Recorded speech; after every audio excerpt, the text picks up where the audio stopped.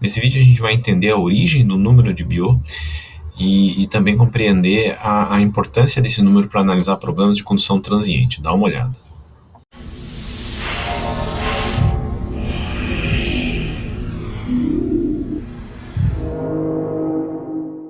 O que a gente vai tratar aqui no vídeo, então, é de condução em regime transiente. É importante sempre quando a gente vai tratar, talvez, de problemas de resfriamento de peças em tratamentos térmicos, problemas onde a gente vai, por exemplo, medir a temperatura com termopar e a junta quente de um termopar, ela precisa entrar em equilíbrio térmico com o sistema para poder medir corretamente a temperatura.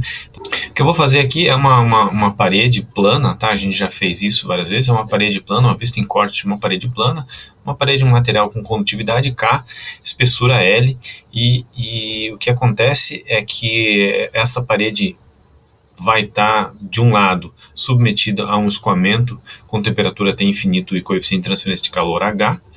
Não interessa muito agora quais são os valores dessas temperaturas, mas do outro lado, do lado esquerdo dessa parede, ela está submetida a uma temperatura que eu vou chamar de TS1 aqui, tá? Nesse caso, TS1 é maior do que T infinito, ou seja, ela está perdendo calor por convecção para esse escoamento, ele está resfriando essa parede, tá? Essa superfície ela é mantida artificialmente ou mantida por um... Essa superfície é mantida a temperatura TS por exemplo, um processo de fusão, tá? Bom, o que eu quero analisar aqui é qual é o perfil de temperatura que se estabelece nesse sólido. Um dos casos pode ser esse em azul claro aqui, né? Por exemplo, da temperatura da superfície TS1 até a outra superfície, ele estabelece um perfil de temperatura em regime permanente, que é linear, e ele tem uma determinada diferença de temperatura, que é mais ou menos a mesma ordem de grandeza da diferença de temperatura de fase gasosa, né?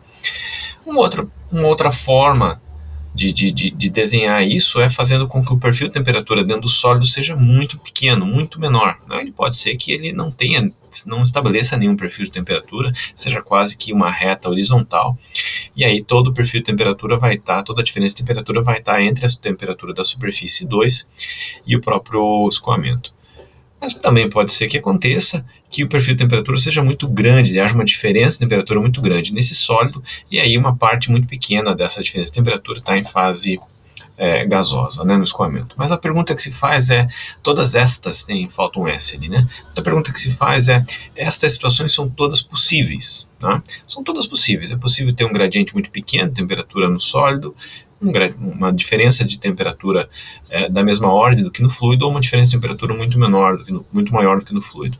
Mas o que governa esse processo? O que governa, o que diz qual desses perfis são importantes, qual desses perfis vão acontecer no processo. E isso vai ser importante para a gente justamente para poder identificar qual forma de tratamento matemático que a gente vai dar à transferência de calor transiente, ao cálculo da transferência de calor transiente. Tá? A gente tem que identificar quais desses casos que o problema que a gente está observando e resolvendo está inserido, tá? Agora dê uma olhada aqui, a gente tem 3 propriedades basicamente para analisar, para entender quais desses casos pode ocorrer, quais desses casos, né? Primeiro é a condutividade. Se eu tiver um material com uma condutividade, vamos supor, um material com uma condutividade muito alta, né? Um cobre, por exemplo, tem condutividade muito alta. Ele tende a conduzir esse calor de forma muito eficiente, ou seja, tende a estabelecer um gradiente de temperatura muito pequeno, uma diferença de temperatura muito pequeno no sólido, né? Porque ele conduz muito rapidamente o calor. Por outro lado, se o material tiver uma condutividade muito baixa, aí ele tende a ter uma diferença de temperatura bastante grande na fase sólida. Essa é a primeira propriedade. A segunda propriedade é o coeficiente de transferência de calor H. Veja, da mesma forma, se eu tiver um coeficiente de transferência de calor muito elevado, ele retira com muita velocidade calor no escoamento, toda a diferença de temperatura vai sobrar para a fase sólida, né? Ele vai sobrar para a fase sólida, ou seja, se o coeficiente de transferência de calor por convecção é muito alto, quer dizer que a resistência à convecção é muito baixa, ou seja, se a resistência à convecção é muito baixa, ele vai ter uma diferença de temperatura muito pequena na fase gasosa. Então ele vai, nesse caso, para o verde escuro. Por outro lado, se o coeficiente é muito pequeno, ele vai oferecer se o coeficiente de convecção é muito pequeno, ele vai oferecer uma resistência à convecção muito pequena, e aí ele cai nesse caso do verde claro, né? Terceira propriedade é a própria espessura desse material. Se a gente tiver um material muito fino, é muito provável que ele tenda a ter um pouca diferença de temperatura na fase sólida. Se ele tiver, por outro lado, um material muito grosso, muito espesso, é provável que essa diferença de temperatura se estabeleça na fase sólida, né? Agora, a pergunta que se faz, a gente tem três propriedades diferentes, né? A pergunta que se faz é como reunir essas três propriedades num único parâmetro e poder analisar isso, tá? O que eu vou fazer é copiar aqui, o que é importante, esse desenho para outra folha, tá? Vou copiar, vou tirar essas informações que não são aqui tão importantes e vamos poder analisar um pouco mais de clareza esses três parâmetros, tá? Veja que a gente pode indicar que esse calor de condução ele está chegando aqui nessa superfície do lado direito, né, na superfície de TS2, e ele está chegando ali e está perdendo o calor, e esse calor é perdido, na verdade, por convecção do outro lado. O que eu vou fazer é um balanço de energia nessa superfície. Vou desenhar um volume de controle sobre a superfície e aplicar, né, a lei de conservação de energia nessa superfície. O resultado disso, a gente já fez algumas vezes, o resultado disso é calor de condução é igual a calor de convecção. Vou escrever aqui o calor de condução como sendo um calor de condução em regime permanente, para a gente possa analisar aqui matematicamente. Então, ele é TS1 menos TS2 sobre a resistência, que é L, nesse caso a espessura, sobre condutividade vezes a área. E do outro lado, o calor de convecção, que é a área molhada, né, vezes coeficiente de convecção, TS2, temperatura da superfície, menos T infinito. Lembra, hipóteses aqui a gente está considerando, nesse processo aqui, por hora, regime permanente sem geração e unidimensional.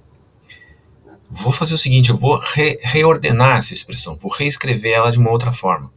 Eu vou reescrever ela como sendo diferença de temperatura no sólido TS1 menos TS2 sobre diferença de temperatura no escoamento TS2 menos T infinito. E aí ele é igual ao quê? Ele é igual a resistência à condução, L sobre Ka, sobre, eu vou pegar essa área vezes o coeficiente de convecção e escrever como uma resistência à convecção. Então veja, diferença de temperatura em fase sólida sobre a diferença de temperatura em fase fluida, ou seja, no escoamento, ele é matematicamente igual à resistência à condução sobre a resistência à convecção. Tá? Eu copiei essa parte aqui para outra folha para a gente poder reorientar, né? Então, em resumo, ΔT no sólido, que é o que a gente tem, a razão entre ΔT no sólido sobre ΔT no escoamento, ele é igual à razão de resistência à condução e resistência à convecção, tá? Bom, essa razão lá é de fato importante, tão importante que ela recebe um nome, né? Foi dado o nome dela no sujeito que desenvolveu essa relação, que analisou essa relação, que é o número de Biot. Então, o número de Biot, reordenando aqui a expressão, ele é igual a H, nesse caso, vezes L, que é o comprimento característico desse sistema, sobre K. Perceba que o número de Biot, né, assim como vários outros, mas o número de Biot ele é adimensional, ele não tem unidades, né? E aí a gente pode escrever, analisar esse número de Biot de forma análoga em condução transiente, em regime transiente, tá? Apesar dele ter sido desenvolvido em condução permanente, né, em condução de calor permanente, ele também é válido para a condução transiente e ele analisa ele, então ele avalia a importância relativa entre as resistências de condução e convecção, tá? Então, dessa forma, se a gente tiver um número de Biot muito menor, muito pequeno, muito menor do que 1, a gente vai ter uma resistência à convecção que domina o processo. O que significa resistência à convecção domina o processo? Significa que a resistência à convecção é alta e a diferença de temperatura está predominantemente no escoamento, tá? Então, a convecção domina a transferência de calor. Por outro lado, se eu tiver um número de Biot muito grande, muito maior que 1, a resistência à condução vai dominar o processo. A resistência à condução ela vai ser muito alta. Ou seja, a condução de calor vai dominar todo o processo de transferência de calor. A grande parte da diferença de temperatura vai estar no sólido, tá? A partir dessa ideia, a gente já pode identificar no desenho que a gente tinha anteriormente quais desses casos, onde que está o caso com um determinado número de Biot. A gente vê aqui esse de verde claro, que tem uma diferença de temperatura muito pequena em fase sólida, ele é para número de Biot muito menor que 1, ou seja, a convecção está dominando o processo. No verde escuro, que a diferença de temperatura é muito grande em fase sólida, o número de Biot é muito maior que 1, ou seja, a condução está dominando o processo. Por outro lado, no azul claro ali, né, a diferença de temperatura em fase sólida e em fase gasosa, ela é muito próxima uma da outra.